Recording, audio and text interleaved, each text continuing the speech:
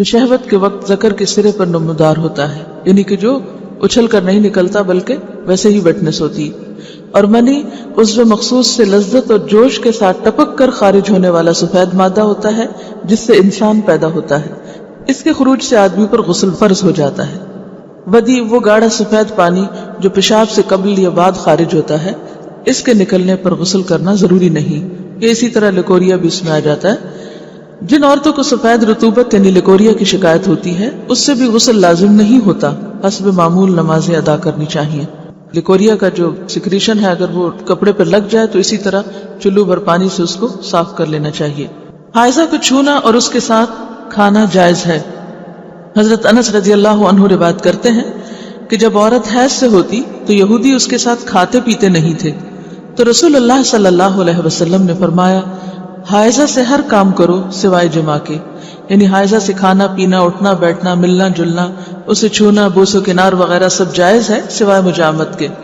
حضرت عائشہ روایت کرتی ہیں کہ رسول اللہ صلی اللہ علیہ وسلم مجھے حالت حیض میں ازار باندھنے کا حکم دیتے سو میں ازار باندھتی، آپ مجھے گلے لگاتے اور میں حیض والی ہوتی۔ حضرت عائشہ سے روایت ہے کہ نبی صلی اللہ علیہ وسلم نے مسجد میں اپنی اعتکاف گاہ سے مجھے بوریا پکڑانے کا حکم دیا۔ رگ، بوریا کیا ہوتا ہے؟ رگ یعنی کپڑے کا پیس، یہ جے نماز جیسے ہوتی۔ میں نے کہا میں حائضہ ہوں، آپ نے فرمایا تیرا حیض تیرے ہاتھ میں نہیں ہے۔ اور اس حدیث سے لا علمی کی بنا پر آج تک لوگ تسبیح کو ہاتھ نہیں لگانا، جے نماز کو ہاتھ نہیں لگانا، جے نماز پہ بیٹھنا نہیں، اور اگر حالت حیض میں کوئی کپڑے پہنے تو دوبارہ نہیں پہن کے نماز ان میں پڑھنی، یا یہ کہ بستر کی چادریں وغیرہ دھونا ہے، یا اور بہت سے تردد کیے جاتے ہیں، تو یہ سب خود ساختہ باتیں ہیں، ان کی کچھ حقیقت نہیں۔ حضرت عائشہ سے روایت ہے کہ نبی صلی اللہ علیہ وسلم میری گود کو تکیہ بنا کر قرآن حکیم کی تلاوت کرتے تھے حالانکہ میں حائضہ ہوتی۔ اب یہاں بھی آپ دیکھیے بہت سی خواتین پوچھتی ہیں کہ کیا ہم اس حالت میں قرآن کی مجلس میں شریک ہو سکتے ہیں یا نہیں، وہاں بیٹھ سکتے ہیں یا نہیں؟ تو آپ دیکھیے کہ آپ صلی اللہ علیہ وسلم حضرت عائشہ کی گود میں سر رکھ کے قرآن پڑھتے جبکہ حضرت عائشہ حیض سے ہوتی۔ اذا جلس بین شعبها الاربع ومس الختان الختان فقد وجب الغسل، جب مرد عورت کی 4 شاخوں کے درمیان بیٹھ جائے اور اس کا محل ختنہ عورت کے محل ختنہ کے ساتھ مس کرے تو غسل واجب ہو جاتا ہے۔ تو مسئلہ یہ ثابت ہوا کہ صرف دخول پر ہی مرد اور عورت جنبی ہو جاتے ہیں اور ان پہ غسل واجب ہو جاتا ہے، انزال یعنی منی کا نکلنا شرط نہیں۔ جنابت کے احکام۔ وجوب غسل کی حالت کو حالت جنابت کہتے ہیں۔ وجوب غسل یعنی جب غسل واجب ہو جاتا ہے تو اس حالت کو جنابت کہتے ہیں۔ جنابت کا لفظ جم سے، جم پہلو کو کہتے ہیں، بچنا۔ مندرجہ ذیل 4 حالتوں میں مسلمان مرد اور عورت پر غسل کرنا فرض ہو جاتا ہے۔ نمبر 1، جوش کے ساتھ منی خارج ہونے کے بعد، اس میں احتلام بھی داخل ہے، یعنی کوئی ایسا خواب آئے یا ویسے۔ نمبر 2، صحبت کے بعد یعنی سیکشول انٹرکورس کے بعد۔ نمبر 3، حیض کے بعد۔ نمبر 4، نفاس کے بعد یعنی بچے کی پیدائش کے بعد۔ اس میں یاد رکھیے کہ بہت سے لوگ پوچھتے ہیں کہ اگر خواتین اگر انٹرنل چیک اپ کرواتی ہیں تو کیا اس سے غسل واجب ہوتا ہے؟ تو کوئی غسل واجب نہیں ہوتا جب تک کہ ان 4 چیزوں میں سے کوئی چیز نہ ہو۔ اس میں یاد رکھیے کہ بہت سے لوگ پوچھتے ہیں کہ اگر خواتین اگر انٹرنل چیک اپ کرواتی ہیں تو کیا اس سے غسل واجب ہوتا ہے؟ تو کوئی غسل واجب نہیں ہوتا جب تک کہ ان 4 چیزوں میں سے کوئی چیز نہ ہو۔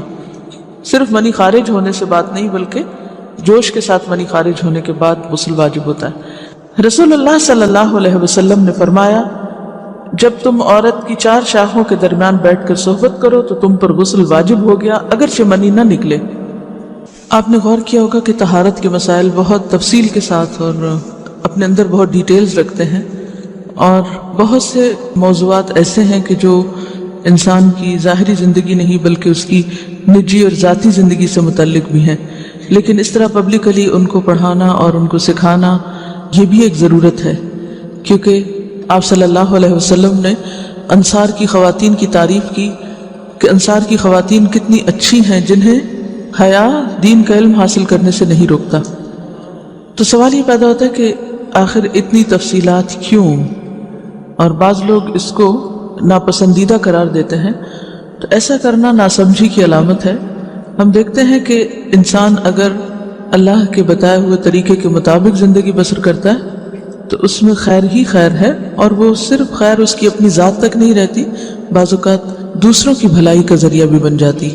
عورت کو بھی احتلام ہوتا ہے۔ ام المومنین حضرت سلمہ رضی اللہ عنہا روایت کرتی ہیں کہ حضرت ام سلیم نے رسول اللہ صلی اللہ علیہ وسلم سے کہا اے اللہ کے رسول یقیناً اللہ حق سے نہیں شرماتا.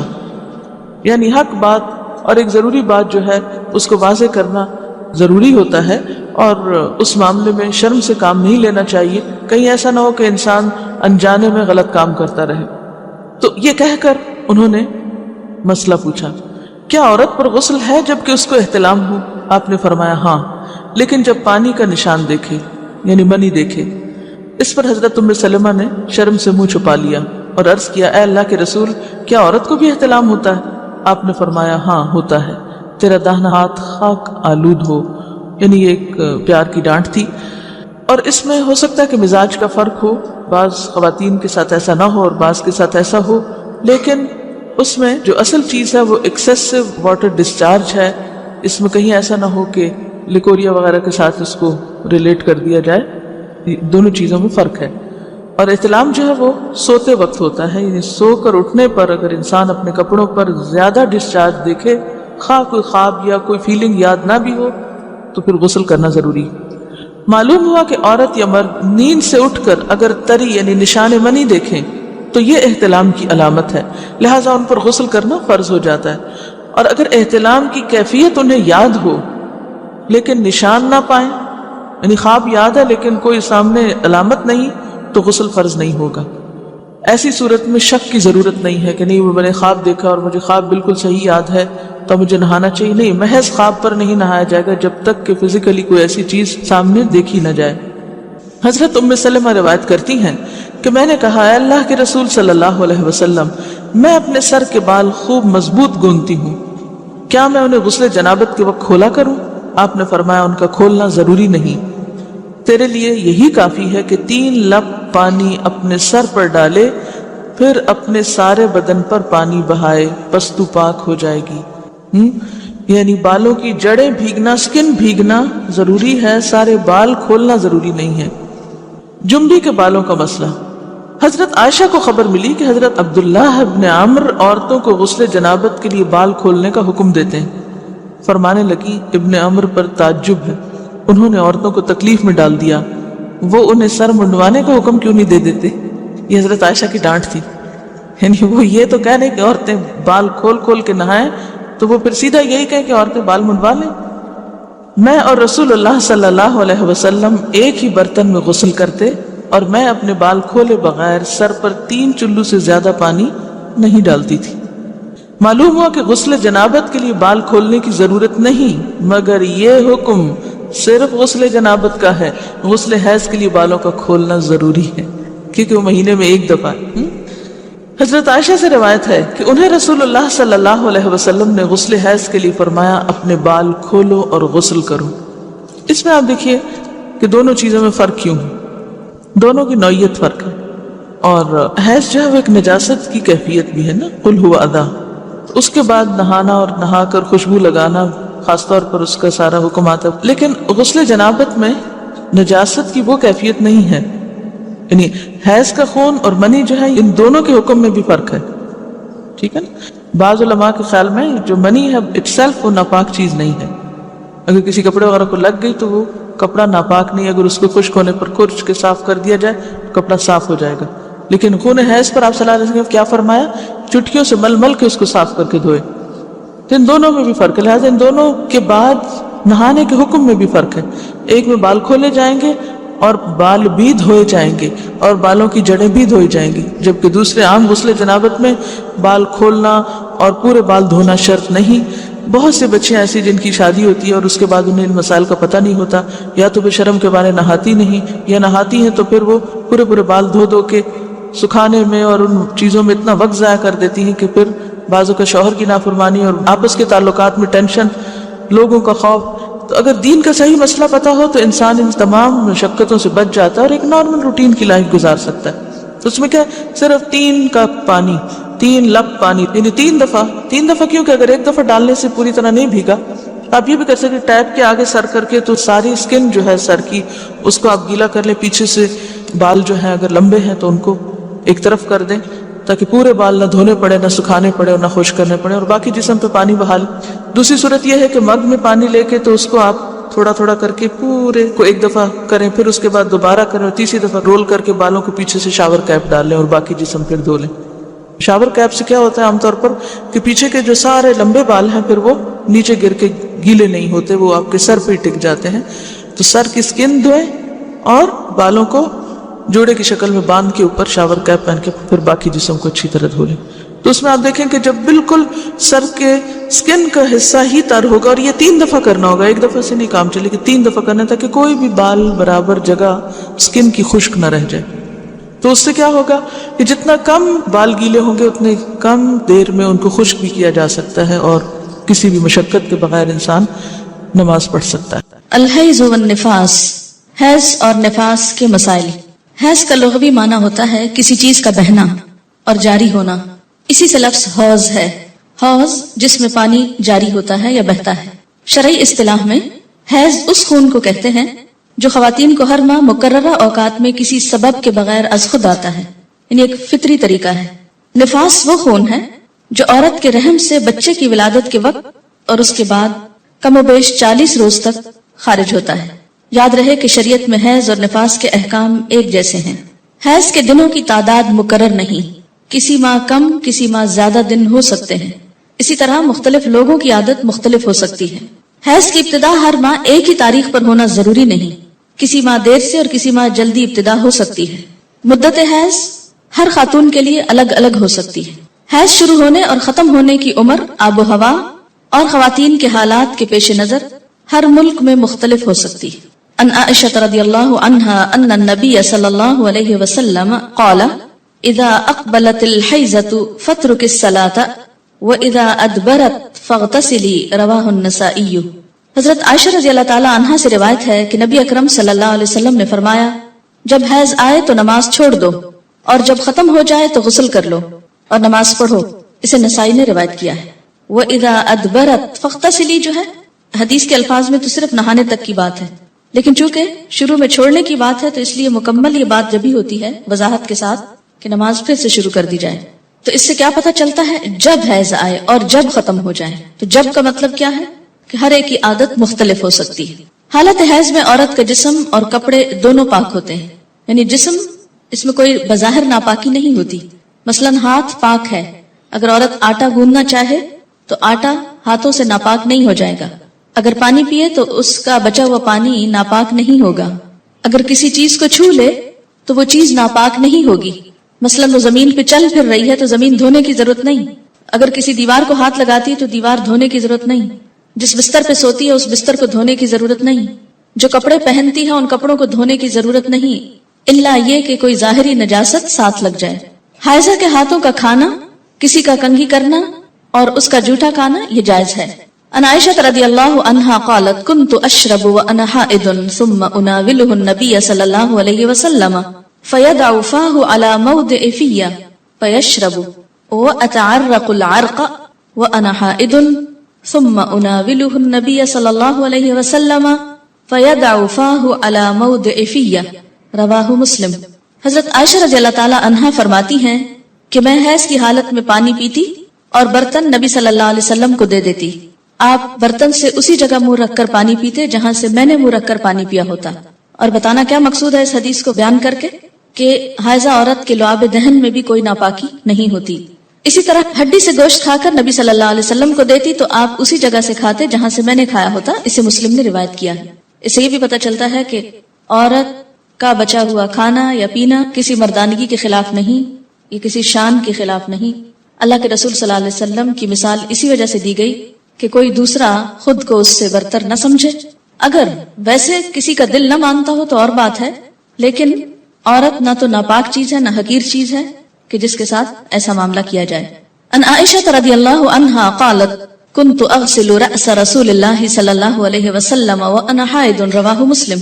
حضرت عائشہ رضی اللہ تعالی عنہا فرماتی ہیں کہ میں حالت حیض میں رسول اللہ صلی اللہ علیہ وسلم کا سر دھویا کرتی تھی۔ اسے مسلم نے روایت کیا ہے۔ ان عائشہ رضی اللہ عنہا قالت كان رسول اللہ صلی اللہ علیہ وسلم يتكئ في حجری وانا حائض فيقرأ القرآن، رواہ مسلم۔ حضرت عائشہ رضی اللہ تعالی عنہا فرماتی ہے کہ رسول اللہ صلی اللہ علیہ وسلم میری گود میں تکیہ لگا کر قرآن پاک کی تلاوت فرماتے حالانکہ میں حالت حیض میں ہوتی۔ اسے مسلم نے روایت کیا ہے۔ عن عائشة رضي الله عنها أنها قالت كان رسول الله صلى الله عليه وسلم يدني إلي رأسه وأنا في حجرتي فأرجل رأسه وأنا حائض رواه مسلم. حضرت عائشہ رضی اللہ تعالیٰ عنہ فرماتی ہیں کہ رسول اللہ صلی اللہ علیہ وسلم مسجد میں بیٹھے بیٹھے اپنا سر میرے نزدیک کرتے جبکہ میں اپنے حجرے میں ہوتی، کیونکہ مسجد اور حجرے کے درمیان کوئی خاص فاصلہ نہیں تھا، بس ایک چھوٹی سی پارٹیشن تھی، پردہ جیسے لٹکا ہو. جبکہ میں اپنے حجرے میں ہوتی اور آپ صلی اللہ علیہ وسلم کے سر میں حالت حیض میں کنگھی کر دیا کرتی. اسے مسلم نے روایت کیا ہے. اس سے کیا پتہ چلتا ہے، جہاں یہ تمام امور کی وضاحت کی گئی کہ حالت حیض میں عورت کو ہاتھ لگانا یا عورت کا وائس ورثہ شوہر کو ہاتھ لگانا یا بچوں کو یا کسی بھی انسان سے مسافہ کرنا، تو یہ سب چیزیں جو ہیں یہ جائز ہیں. بظاہر یہ ایک نارمل حالت ہے، ایسے ہی ہے جیسے کسی کا وضو نہ ہو اور وہ سب کام کرتا پھرے تو نماز تو نہیں پڑھ سکتا، لیکن اس کا باقی جسم بظاہر ناپاکی نہ ہو تو کوئی ناپاک نہیں ہوا کرتا. اس سے گن کھانا یا اس سے نفرت کرنا یا اسے اچھوت سمجھ لینا یہ اسلام میں نہیں ہے. دوسری چیز یہاں سے یہ پتہ چلتی ہے کہ ایک شوہر اور بیوی کے باہمی تعلقات کیسے ہونے چاہیے اور دونوں کے درمیان باہم اعتماد اور قریبی تعلق کی کیسی فضا ہے. حیض کی حالت میں عورت کا بوسہ لینا جائز ہے. ان میمونہ رضی اللہ عنہا قالت کان رسول اللہ صلی اللہ علیہ وسلم یباشر نساءه فوق الازار وهن حید رواہ مسلم. حضرت میمونہ رضی اللہ تعالی عنہا فرماتی ہیں کہ رسول اللہ صلی اللہ علیہ وسلم اپنی ازواج مطہرات سے بوس و کنار فرما لیا کرتے تھے حالانکہ وہ حالت حیض میں ہوتی. اسے مسلم نے روایت کیا ہے. حالت حیض میں عورت سے نفرت کرنا یا کھانے پینے کا علیحدہ اہتمام کرنا ناجائز ہے، درست نہیں، کیونکہ ویسے بھی اس حالت میں ہارمونل چینج کی وجہ سے عورت کے اندر سٹیبلٹی نہیں ہوتی. بسا اوقات چھوٹی چھوٹی بات پر ناگواری اور دل چھوٹا کرنا اور آنسو بہانا ان دنوں میں عموماً بڑھ جاتی ہے ایسی کیفیت. تو اس میں اگر اس کو بالکل ہی ایک طرف پھینک دیا جائے تو اس سے ازدواجی تعلقات جو ہیں متاثر ہو سکتے ہیں. یعنی اس حالت میں عورت صحت کی نسبت بیماری سے قریب تر ہوتی، اور جب بھی کوئی شخص بیماری کی حالت میں یا بیماری سے قریب تر ہو تو وہ زیادہ کیئر، اٹینشن اور محبت کا طلبگار ہوتا ہے. اس لیے ان حالات میں عورت سے بالکل بے نیاز ہو جانا، بے پرواہ ہو جانا، اس سے کوئی تعلق نہ رکھنا، یہ اسلام کی تعلیمات اور اسپرٹ کے خلاف ہے. حائضہ سے صحبت کرنا منع ہے، یعنی انٹر کورس منع ہے. ان انس رضی اللہ عنہ ان الیہود کانوا اذا حاضت المرأة فیہم لم یآکلوها ولم یجامعوهن فی البیوت فسأل اصحاب النبی صلی اللہ علیہ وسلم فانزل اللہ عز وجل ویسألونک عن المحیض قل هو اذن فاعتزلوا النساء في المحیض الى آخر الآیہ. فقال رسول اللہ صلی اللہ علیہ وسلم اصنعوا كل شیء الا النکاح رواہ مسلم. حضرت انس رضی اللہ تعالی عنہ سے روایت ہے کہ یہودیوں کے ہاں جب کوئی عورت حائضہ ہوتی تو یہودی اس کے ساتھ کھانا نہ کھاتے، نہ گھر میں رہتے. صحابہ کرام رضی اللہ عنہم نے رسول اللہ صلی اللہ علیہ وسلم سے مسئلہ دریافت کیا تو اللہ تعالیٰ نے یہ آیت نازل فرمائی کہ لوگ آپ صلی اللہ علیہ وسلم سے حیض کے بارے میں دریافت کرتے ہیں، ان سے کہہ دیجئے وہ ایک بیماری کی حالت ہے، لہٰذا اس میں عورتوں سے علیحدہ رہیں. یہ آیت نازل ہونے کے بعد نبی صلی اللہ علیہ وسلم نے فرمایا حالت حیض میں صحبت کے علاوہ معمول کے سارے تعلقات قائم رکھو. اسے مسلم نے روایت کیا ہے. حائضہ طواف کے علاوہ باقی سارے مناسک حج ادا کر سکتی ہے. عن عائشہ رضی اللہ عنہا قالت خرجنا مع رسول اللہ صلی اللہ علیہ وسلم لا نذکر الا الحج فلما جئنا صرفا تمست فدخل علی النبی صلی اللہ علیہ وسلم وانا ابکی فقال ما يبكيك قلت لوددت والله اني لم احج العام قال لعلك نفست قلت نعم قال فإن ذلك شيء كتبه الله على بنات آدم فافعلي ما يفعل الحاج غیر اللہ تطوفی بالبیت حتی تطہری رواہ البخاری. حضرت عائشہ رضی اللہ عنہا فرماتی ہیں کہ ہم رسول اللہ صلی اللہ علیہ وسلم کی رفاقت میں حج کے ارادے سے نکلے. مقام صرف پر ایک جگہ کا نام. مجھے حیض شروع ہو گیا. رسول اللہ صلی اللہ علیہ وسلم میرے پاس تشریف لائے. میں اس وقت رو رہی تھی. آپ نے پوچھا کیا بات ہے؟ میں نے عرض کیا اگر میں اس سال حج کا ارادہ نہ کرتی تو اچھا تھا. حضور صلی اللہ علیہ وسلم نے فرمایا شاید تمہیں حیض آیا ہے. میں نے عرض کیا ہاں. آپ نے فرمایا یہ ایک ایسی چیز ہے جو اللہ تعالیٰ نے آدم کی بیٹیوں کے لیے لکھ دی ہے، لہٰذا جب تک پاک نہ ہو جاؤ بیت اللہ شریف کا طواف نہ کرو، باقی سارے مناسک حج ادا کرتی رہو. اسے بخاری نے روایت کیا. باقی مناسک حج کیا ہیں؟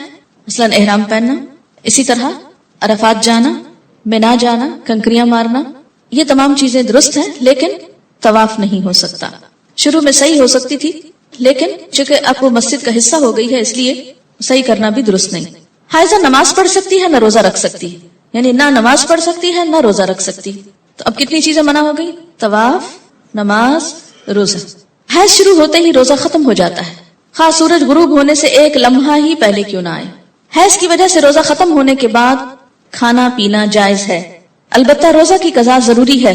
حائضہ کے لیے روزہ کی قضا ہے، نماز کی نہیں. ہمارے یہاں عام طور پر یہ خیال پایا جاتا ہے نا کہ اگر پیریڈز آ بھی جائیں تو روزہ نہیں توڑنا چاہیے اور کچھ کھانا پینا نہیں چاہیے، اس دن کا ہو جاتا ہے.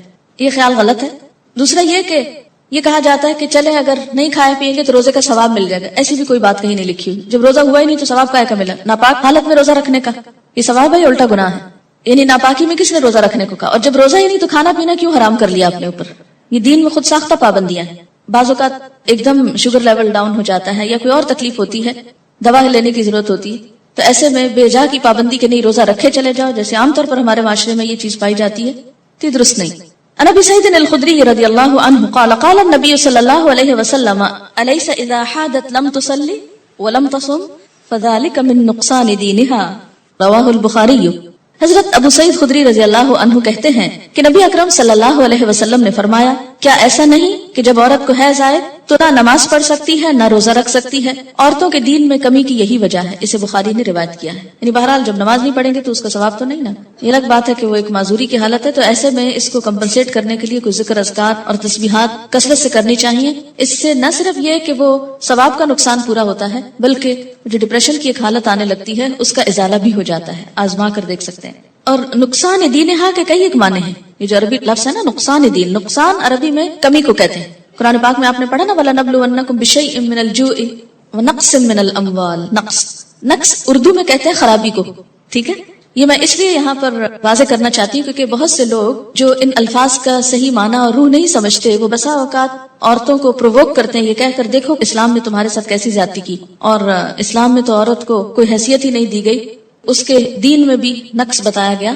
تو نقص اور نقصان کمی کے لیے ہے، کسی عیب اور خرابی کے لیے نہیں. اب آپ دیکھیے کہ نماز میں تو کمی ہوتی ہے، لیکن اس وقت میں جو ایک تکلیف کی یا اذیت کی کیفیت ہوتی ہے اس کا صلہ بھی ملتا ہے، کیونکہ اللہ تعالیٰ نے لکھ دیا نا یہ. تو جو چیز اللہ تعالیٰ کی طرف سے آتی ہے اس پر انسان صبر کرے. جیسے بعض کو پین بہت ہے یا کوئی اور ایسی کیفیت ہے، تو یہ ایسے حالات میں صبر کرنا جو ہے وہ اجر کا سبب ہے. اگر ادھر سے کمی ہوئی تو ادھر سے بڑھ بھی گیا اجر. ٹھیک ہے. دوسری بات یہ کہ کمی سے مراد نمازوں کی تعداد میں کمی ہے، جس کو آپ بعد میں عام حالات میں نفل وغیرہ پڑھ کے بھی پورا کر سکتے ہیں، یا پھر یہ کہ کمی سے مراد اس اعتبار سے کمی بھی ہے کہ ایک مثلا تہجد کی روٹین آپ بناتے ہیں یا نمازوں میں خشوع خضوع کی روٹین بناتے ہیں، این ابھی آپ اس حالت میں ہوتے ہیں کہ نماز چھوٹ جاتی ہے. اب کیا ہو گیا؟ نہ صرف یہ کہ وہ چند دن نمازوں کی کمی ہوئی، بلکہ دوبارہ ایک اچھی حالت میں آنے کے لیے، دوبارہ سے نئی عادت بنانے کے لیے پھر ایک مشکل پڑ جاتی. تو بعض اوقات لوگ نماز ہی چھوڑ دیتے ہیں، وہ مشکل عادت پڑنے لگتی ہے کہ چھٹی ہو جاتی ہے اور چھٹی ہوتے ہی پھر چھٹی کر لی جاتی ہے ساتھ. یہ بالکل ایسے ہی جیسے یہاں آپ کو چھٹی دی جاتی ہے تو آپ کی تسلی نہیں ہوتی جب تک آپ ایک آدھ چھٹی اور ساتھ کر نہ لیں. تو یہ ایک انسانی نفسیات بھی ہے. اس سے پھر دین میں پیچھے رہنے کا اندیشہ ہوتا ہے. یہ بتا کے الارم کیا گیا ہے، نہ کہ کوئی عیب بتانا مقصود ہے. کہ اگر آپ کو یہ بتایا جائے کہ آپ کے بزنس میں یا فلاں چیز میں کمی ہو جاتی ہے اس چیز سے، تو آپ کیا سوچتے ہیں؟ بزنس چھوڑ دوں، کام ہی چھوڑ دوں؟ نہیں، آپ سوچتے ہیں اچھا اس کمی کو پھر اور کہاں سے پورا کروں.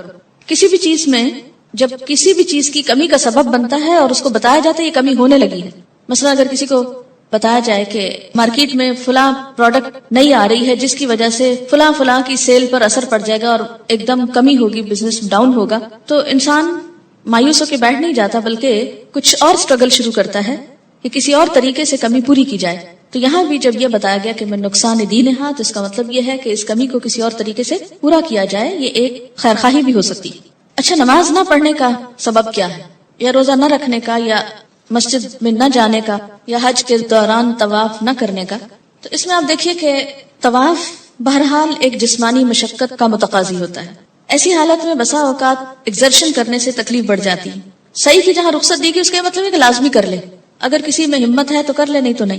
دوسری بات یہ ہے کہ بسا اوقات بلیڈنگ اتنی زیادہ ہوتی ہے کہ پاک جگہوں کے اندر ناپاکی پھیلنے کا اندیشہ ہوتا ہے. جیسے مسجد میں بیٹھے رہنے سے منع کیا گیا، گزرنے کی بات اور ہے لیکن بیٹھنا، یا پھر یہ ہے کہ طواف کرنا. مساجد جو ہیں یہ عبادت کی جگہ ہیں، ٹھیک ہے نا. بہت سے لوگ اس سے بڑا اعتراض کرتے ہیں کہ یہ تو عورت کے ساتھ ڈسکریمنیشن ہے کہ وہ مسجد جا ہی نہیں سکتی اس حالت میں، یہ طواف کر ہی نہیں سکتی. تو آپ دیکھیے کہ مسجد ہو یا حرم ہو، یہ کس لیے بنایا گیا ہے؟ اس کے بنائے جانے کی وجہ کیا ہے؟ عبادت کی جائے. تو جب عبادت ہی نہیں کرنی تو وہاں جانے کا مطلب کیا ہے؟ پہلی بات تو یہ. دوسری بات یہ ہے کہ ضرورتاً گزرنے سے منع نہیں کیا. تیسری بات یہ ہے وہاں پر کسی طرح کی نجاست ناپاکی کے لگنے کا اندیشہ ہوتا ہے. یہ نہیں کہ عورت پھوڑ ہے، کم عقل ہے یا جان بوجھ کے ایسا کر رہی ہے. بعض اوقات انکانشیسلی، ان نوئنگلی اور بغیر کسی ایسی کمی کے یا کوتاہی کے حالات ایسے ہو جاتے ہیں کہ انسان کے کنٹرول یا بس سے باہر ہو جاتے ہیں. تو ایسی صورت میں احتیاط لازم ہے کہ انسان اگر خود عبادت نہیں کر رہا اور جا بیٹھ کے عبادت کرنے والوں کی جگہ بھی خراب کر کے آ جائے تو یہ کس جگہ کی نیکی ہے، اس لیے روکا گیا ہے. اور یہ کسی ڈسکریمنیشن کی بنا پر نہیں ہے، بلکہ باقی لوگوں کا حق محفوظ کرنے کے لیے. اسلام میں جہاں ہر ایک کو آزادی دی گئی ہے وہاں وہ آزادی اتنی لمٹس میں ہے کہ دوسرے کی آزادی میں خلل اندازی نہ ہو. ہر ایک کے حقوق بھی رکھیں اور فرائض بھی رکھیں. یعنی شتر بے مہار کی طرح ایسی آزادی نہیں کہ آپ جانور کھول دو جس کو چاہے ٹکرے مارے. اگر آپ سے کوئی پوچھے کیوں آپ نے کھول رکھا تو آپ کو میں نہیں چاہتا کہ میرا کتا بندھا رہے، میں چاہتا ہوں کہ یہ آزاد رہے. لیکن آپ کا کتا تو آزاد رہے مگر دوسروں کی جان اور جسم محفوظ رہے یا نہ رہے. تو اسلام ایسی آزادی نہیں دیتا کہ جس سے دوسروں کی آزادی میں خلل پڑے یا دوسروں کی سہولت میں تنگی پڑے. بہرحال اسی طرح یہ ہے کہ روزے سے کیوں منع کیا گیا؟ تو جیسے پہلے بھی میں نے عرض کیا کہ یہ حالت صحت کی نسبت بیماری سے قریب تر ہوتی ہے. جب جسم سے مستقل طور پر بلڈ نکل رہا ہو تو انسان کو عام حالات سے زیادہ انٹیک کی ضرورت ہوتی ہے، لیکوڈ کی شکل میں، کچھ کھانے کی شکل میں. تو ایسے میں اگر انسان روزہ رکھ لے تو اس سے عورت کی صحت پر اثر پڑ سکتا ہے. تو یہ ایک سہولت دی گئی ہے کہ ان دنوں میں روزہ نہ رکھے. اگر کوئی عورت رمضان میں فجر کی اذان سے پہلے حیض سے پاک ہو جائے اور غسل کا وقت نہ ہو تو پہلے روزہ رکھ کر بعد میں غسل کر سکتی. لیکن اگر اذان کے بعد پاکی ہوئی ہے، یعنی بعد میں بھی سپاٹ لگا ہے اور سورج نکلنے کے بعد آپ پاک ہو رہے ہیں اور نہا رہے ہیں اور روزہ آپ صبح سے رکھ چکے ہیں تو وہ روزہ نہیں ہوتا. ان ابی بکر ابن عبد الرحمن كنت انا وابي فذهبت معه حتى دخلنا على عائشة رضي الله عنها قالت اشهد على رسول الله ان كان لا يصبح جنبا من جماع غير احتلام ثم يصومه ثم دخلنا على ام سلمة رضي الله عنها فقالت مثل ذلك رواه البخاري. حضرت ابو بکر بن عبد الرحمن رضی اللہ عنہ سے روایت ہے کہ میں اپنے والد کے ساتھ حضرت عائشہ رضی اللہ تعالی عنہا کی خدمت میں حاضر ہوا. ہمارے سوال کے جواب میں حضرت عائشہ نے فرمایا میں گواہی دیتی ہوں کہ رسول اکرم صلی اللہ علیہ وسلم احتلام کی وجہ سے نہیں بلکہ جماع کی وجہ سے حالت جنابت میں صبح کرتے پھر غسل کیے بغیر روزہ رکھتے. اس کے بعد ہم دونوں حضرت ام سلمہ رضی اللہ تعالی عنہا کی خدمت میں حاضر ہوئے تو انہوں نے بھی ایسا ہی فرمایا. اس سے کیا پتہ چلتا ہے؟ حالت جنابت میں سحری کھائی جا سکتی ہے اگرچہ نماز سے پہلے نہانا ضروری ہے، پھر نماز نہا کے پڑھی جائے. اسے بخاری نے روایت کیا. کپڑے پر حیض کے خون کا داغ لگ جائے تو اتنی جگہ دھو کر اسی کپڑے پر نماز ادا کی جا سکتی. مثلا جائے نماز کو لگ گیا یا کسی چادر پہ لگ گیا یا اپنے پہنے ہوئے کپڑے پر لگ گیا تو صرف اس داغ کو دھو لیا جائے اور باقی کپڑے کو ویسے ہی پہن کر نماز پڑھ لی جائے، خواہ اس میں پسینہ ہی کیوں نہ ہو حالت حیض کا. عن عائشة رضی اللہ عنہا قالت كانت احدانا تحید ثم تقترس الدم من ثوبها عند طهرها فتغسله وتندح على سائره ثم تصلي فيه رواه البخاری. حضرت عائشہ رضی اللہ تعالی عنہا فرماتی ہیں کہ جب ہم میں سے کسی کے کپڑے حیض کے خون سے آلودہ ہو جاتے تو غسل کے بعد ہم خون کپڑے سے کھرش ڈالتی، پھر وہ جگہ پانی سے دھو ڈالتی اور سارے کپڑے پر پانی چھڑک کر اس میں نماز پڑھ لیتی. بعض اوقات کلاٹنگ ہوتی ہے نا تو اس لیے اس کو کھرشنے کی بات کی گئی ہے. اور صرف کھرشنا کافی نہیں ہوتا یا مل کے رگڑ کے صاف کرنا کافی نہیں بلکہ اس کو دھونا ضروری ہے. جب اسپاٹ والی جگہ دھل جائے، داغ اتر جائے، صاف ہو جائے کپڑا تو باقی کپڑے پر کیا کیا جائے؟ پانی چھڑک کر، یعنی دھونے کی ضرورت نہیں، پانی کس لیے چھڑک کر؟ اس کو فریش کرنے کے لیے، جیسے استری کرتے وقت پانی اسپرنکل کرتے ہیں، اس میں نماز پڑھ لی جائے. اگر پانی اتنا نہ ہو کہ باقی کپڑے پہ چھڑکا جائے تو کوئی بات نہیں، آپ صرف نجاست دھو کر اسی کپڑے کو دوبارہ پہن کر نماز پڑھ سکتے ہیں. اسے بخاری نے روایت کیا ہے. حائضہ کے لیے مسجد میں ٹہرنا جائز نہیں، البتہ گزر سکتی. حالت حیض میں جائے نماز کو ہاتھ لگانا، جائے نماز پر بیٹھنا، ذکر کرنا اور تسبیح اور تحلیل نیز دعا وغیرہ کرنا جائز ہے. یہ بعض اوقات لوگ تسبیح نہیں اٹھاتے یا جائے نماز نہیں اٹھاتے تو یہ بات درست نہیں.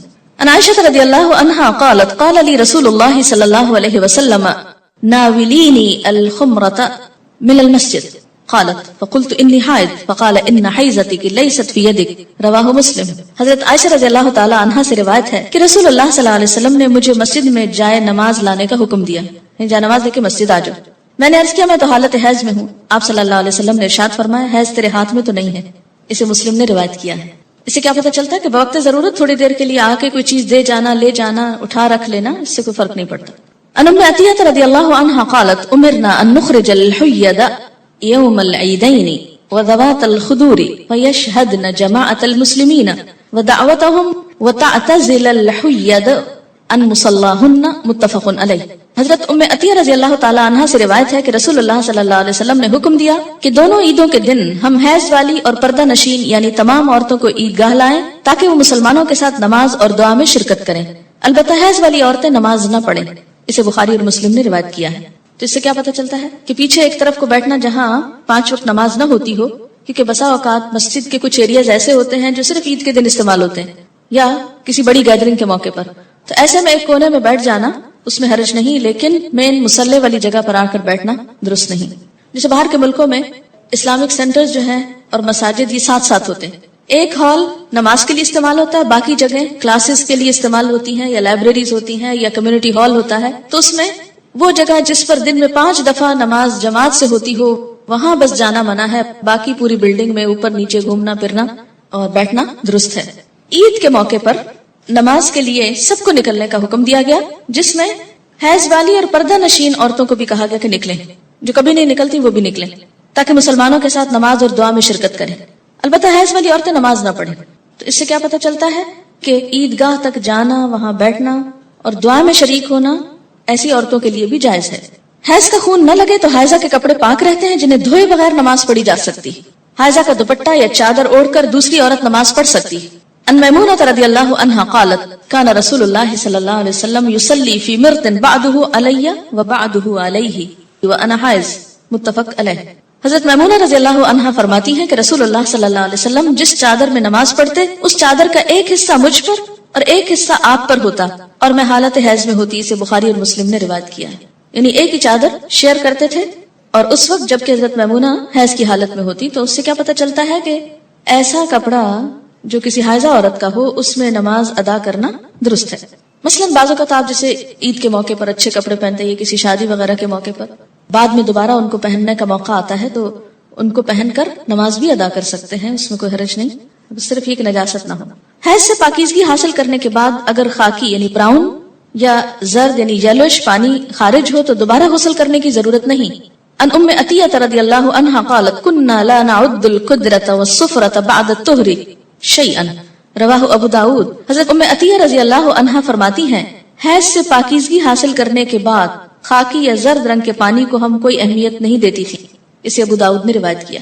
یعنی آپ اپنے مقررہ ایام پر پاک ہو گئی، نہائی، نماز پڑھی اور پھر کچھ گھنٹے گزرنے کے بعد یوں معلوم ہوا کہ یلوش ڈسچارج پھر ہوا ہے تو اس کو کنسیڈر کرنے کی ضرورت نہیں، اب دوبارہ نہانے کے لیے زحمت نہ کریں.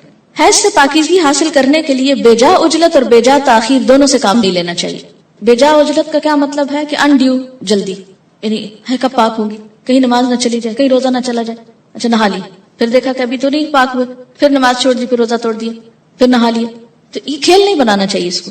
اسی طرح بے جا تاخیر کے پاک بھی ہو چکے ہیں لیکن نہائی نہیں رہے، محض سستی کے مارے کہ اچھا 1-2 نمازیں اور چھوڑ لیں، آرام کر لیں، تو ایسا نہیں کرنا چاہیے. غسل حیض میں تاخیر ہونے پر قضا نمازیں ادا کرنا چاہیے. یعنی اگر کسی وجہ سے پانی ختم ہے، پانی نہیں ہے، یا کئی سفر کی حالت میں ہے کہ ٹائم پہ نہیں پہنچے آپ کہ نہا سکیں، یا کوئی وجہ بن گئی، یعنی جان بوجھ کے نہیں ہو گیا ایسے، تو پھر کیا ہے، جب نہا چکے تو پچھلی نماز لوٹائیں. كن النساء يبعثن الى عائشة رضي الله عنها بالدرجة فيها الكرس فيها السفرة فتقول لا تعجلن حتى ترين القصة البيضاء تريد بذلك الطهر من الحيضة. رواه البخاري. خواتین رسول اللہ صلی اللہ علیہ وسلم کی زوجہ محترمہ سیدہ عائشہ رضی اللہ تعالی عنہا کے پاس ڈبیا میں روئی رکھ کر بھیجتی جس میں ابھی کچھ زردی باقی ہوتی. تو حضرت عائشہ فرماتی جب تک صاف شفاف پانی نہ دیکھ لو اس وقت تک طہر حاصل کرنے کے لیے جلدی سے کام نہ لیا کرو. یعنی جب تک بالکل صاف نہ ہو جائے انسان اس وقت تک نہانے میں جلدی نہیں کرنی چاہیے. سیدہ عائشہ رضی اللہ تعالی عنہا کی مراد حیض سے طہارت حاصل کرنا ہوتی تھی. القصۃ البیضاء کا لفظ دیکھ رہے ہیں یہاں پر آپ عربی عبارت میں، یہ انہوں نے معیار بتایا. حتی ترینا القصۃ البیضاء وائٹ ڈسچارج. قال ابن عباس رضی اللہ عنہما تغتسل وتصلی ولو ساعة من النهار ويأتيها زوجها اذا صلت الصلاة اعظم. رواہ البخاری. حضرت عبداللہ بن عباس رضی اللہ تعالی عنہما فرماتے، یہ دونوں اب صحابیوں کے فتوے ہیں کہ مستحاضہ حسب عادت ایام حیض کے بعد غسل کر کے نماز پڑھے. مستحاضہ کون ہوتی؟ حیض کے علاوہ جو بلیڈنگ ہوتی ہے بیماری کے طور پر وہ استحاضہ کہلاتی ہے، یعنی سارا مہینہ سپاٹنگ ہوتی رہتی ہے. تو اس میں کیا ہے کہ جو حیض کے ایام ہیں جن میں بلیڈنگ فرق ہو جاتی ہے، مثلا تھکنس ہے یا اس کی اور علامات معلوم ہوتی ہیں، یا اس بیماری کے شروع ہونے سے پہلے ایام حیض کی جو ڈیٹس تھی یا جو عادت تھی اس کے مطابق نہا لے اور باقی دنوں میں نماز پڑھتی رہے خواہ سپاٹنگ ہوتی ہے. حضرت عبداللہ بن عباس فرماتے ہیں کہ مستحاضہ غسل کر کے نماز پڑھے خواہ ان کی ایک گھڑی باقی ہو، مثلا سورج غروب ہونے میں 5 منٹ ہے اور اب وہ نہا کر نکلی تو پڑھے اثر. جب عورت نماز ادا کر چکے تو پھر شوہر اپنی بیوی سے صحبت کر سکتا ہے کیونکہ نماز افضل ہے، اسے بخاری نے روایت کیا ہے. حائضہ پاکیزگی کی حالت میں جس نماز کے اول یا آخر وقت میں سے ایک مکمل رکعت ادا کرنے کا وقت پالے اس وقت کی قضا نماز اسے ادا کرنی چاہیے.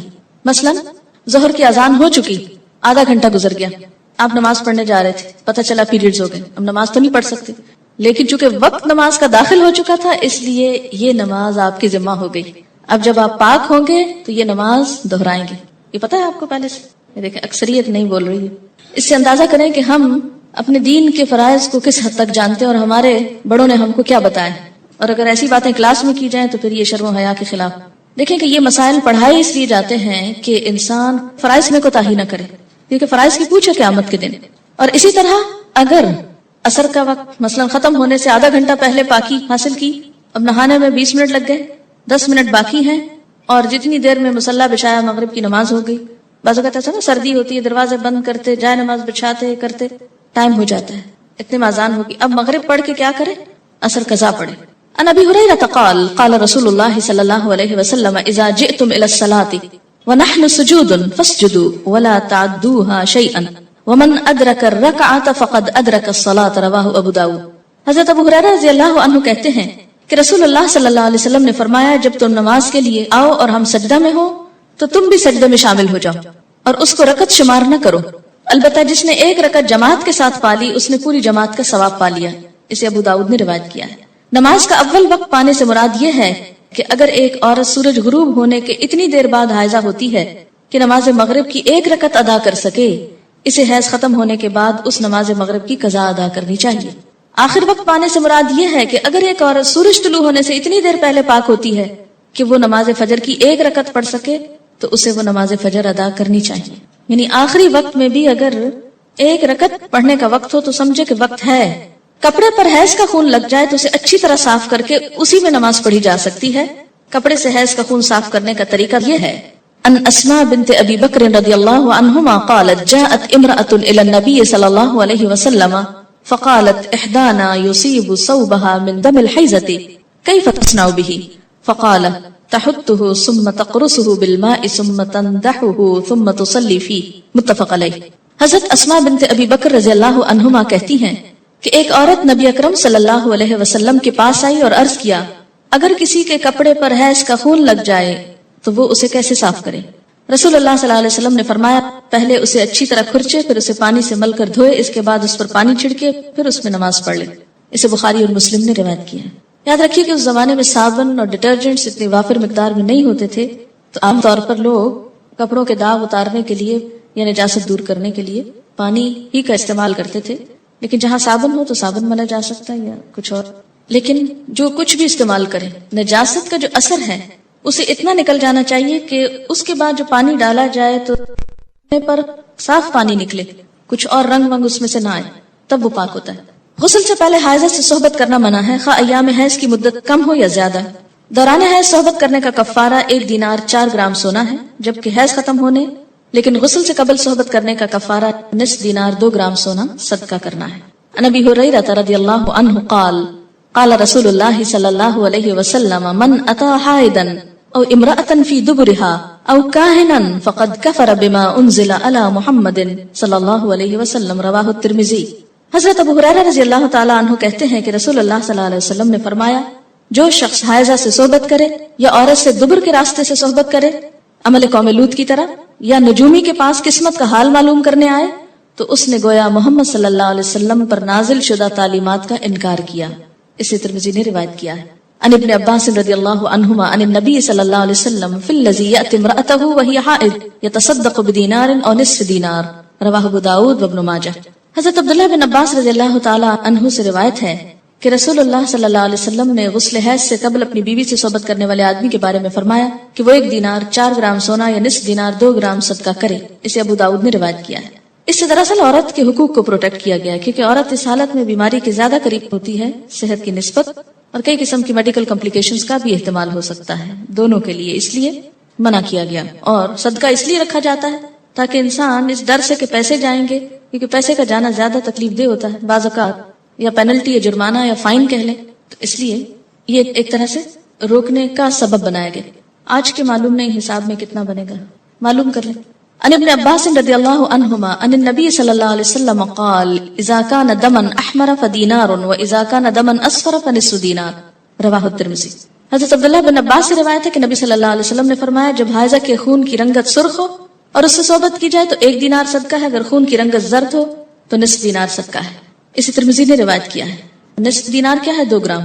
حائضہ کو مسلسل قرآن پاک کی تلاوت کرنا منع ہے، البتہ ایک آیت توڑ کر پڑھ سکتی ہے، یعنی بیچ میں سانس لے سکتی ہے، اور یہ حدیث نہیں ہے، بہرحال ابراہیم نخعی کا قول ہے. قال ابراہیم رحمہ اللہ لا بأس ان تقرأ الآیہ رواہ البخاری.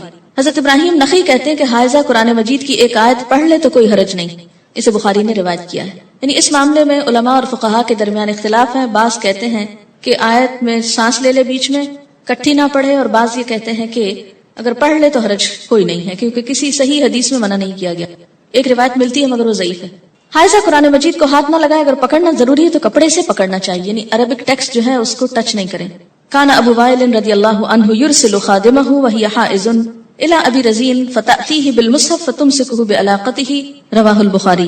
حضرت ابو وائل رضی اللہ عنہ اپنی خادمہ کو حالت حیض میں ابو رزین رضی اللہ تعالیٰ عنہ کے پاس قرآن مجید لانے کے لیے بھیجتے، اور وہ قرآن مجید کا نیفا پکڑ کر یعنی کپڑا پکڑ کر لا دیتی تھی. اسے بخاری نے روایت کیا ہے، یعنی غلاف سے پکڑ لیتی تھی. شوہر کی اجازت سے حیض لانے یا حیض روکنے کی ادویات استعمال کرنا جائز ہے. عن ابی ہریرہ رضی اللہ عنہ ان رسول اللہ صلی اللہ علیہ وسلم قال لا تحل للمرأة ان تصوم وزوجها شاهد الا باذن. رواہ البخاری. حضرت ابو ہریرہ رضی اللہ عنہ سے روایت ہے کہ رسول اللہ صلی اللہ علیہ وسلم نے فرمایا کوئی عورت اپنے شوہر کی موجودگی میں اس کی اجازت کے بغیر نفلی روزہ نہ رکھے. اسے بخاری نے روایت کیا. اس سے انہوں نے وہ جو ٹیبلٹس آج کل استعمال ہوتی ہیں اس کو قیاس کرتے ہوئے اس حکم پر ان میں بھی شوہر کا مشورہ ضروری قرار دیا ہے. لیکن ایک بات ان کو اور بھی لکھنی چاہیے تھی، اور وہ تھی کہ ڈاکٹر کا مشورہ بھی، اس لیے کہ بعض لوگوں کو ایسی ٹیبلٹس کا استعمال بہت نقصان دیتا ہے، ان کے سارے سسٹم کو ڈسٹرب کر دیتا ہے. اس لیے خود سے خود عام عورتوں کے مشورے سے کہ ایسا ہو گیا ویسا ہو گیا، یہ فائدہ ہوا وہ نقصان ہوا، ایسی باتوں پہ توجہ نہیں دینی چاہیے. ہر شخص کی جیسے عادت مختلف ہوتی ہے، سسٹم مختلف ہوتا ہے، تو اس کو اس کے استعمال سے پہلے کنسلٹ کرنا چاہیے ڈاکٹر سے، کیونکہ خود کو نقصان دینا، اپنے نظام کو بدلنا اور اس میں ڈسٹربنس پیدا کرنا درست نہیں. بسا اوقات ایسی کوئی چیز بعد میں کئی کمپلیکیشنز کا ذریعہ بن جاتی ہے، اور انسان وقتی طور پر ایک فائدہ اٹھانے کے عوض بہت سا عبادت میں ہی نقصان کر لیتا ہے. بعض عورتیں حج وغیرہ کے موقع پر ٹیبلٹس استعمال کرتی ہیں اور وہ بے وقت کرتی ہیں، کبھی بیچ میں بھول جاتی ہیں، کبھی بلیڈنگ ہوتی ہے تو صحیح نہیں ہوتی، اسپاٹنگ ہوتی ہے تو پورا مہینہ پھر ہوتی چلی جاتی ہے، نہ وہ مینسز آتے ہیں نہ جاتے ہیں. اس لیے ایسا کرنے سے پہلے سارے حالات کا جائزہ لینا ضروری ہے. اور شوہر کی بات یہاں اس لیے کی گئی ہے کہ شوہر اور بیوی کا چونکہ ایک بہت قریبی تعلق ہے، دونوں کا نفع نقصان ایک ہے، گھر ایک ہے، اس لیے کسی بھی ایسی چیز میں جس میں دونوں کی برابر کی مصلحت ہو خود سے ایسے کام کرنا درست نہیں، کیونکہ اس سے بسا اوقات اختلافات بڑھتے ہیں اور وہ شدید سنگین صورت اختیار کر لیتے ہیں. دوران حیض بیوی کو طلاق دینا منع ہے. ان عبداللہ ابن عمر انه طلق امرأته وهي حائض على عهد رسول الله صلی اللہ علیہ وسلم فسأل عمر بن الخطاب رسول الله صلی اللہ علیہ وسلم عن ذلك فقال رسول الله صلی اللہ علیہ وسلم مره فليراجعها ثم ليمسكها حتى تطهر ثم تحيض ثم تطهر ثم ان شاء امسك بعض وان شاء طلقها قبل ان يمسها فتلك العدة التي امر الله ان تطلق لها النساء. رواہ البخاری. حضرت عبداللہ بن عمر رضی اللہ عنہما سے روایت ہے کہ انہوں نے نبی صلی اللہ علیہ وسلم کے زمانے میں اپنی بیوی کو حالت حیض میں طلاق دی. حضرت عمر بن خطاب نے اس کے بارے میں نبی صلی اللہ علیہ وسلم سے مسئلہ دریافت کیا. آپ نے فرمایا عبداللہ سے کہو کہ اپنی بیوی سے رجوع کر لے اور حیض سے پاک ہونے تک اسے اپنے پاس رکھے، پھر جب حیض آئے اور اس سے پاک ہو جائے تب چاہے تو صحبت کرنے سے پہلے طلاق دے، چاہے تو اپنے پاس رکھے. یہی مطلب ہے اللہ تعالیٰ کے اس حکم کا کہ عورتوں کو ان کی عدت پر طلاق دو. اسے بخاری نے روایت کیا. اس سے کیا پتہ چلتا ہے کہ طلاق ہو تو جاتی ہے، لیکن حکم کیا ہے کہ اگر ایسا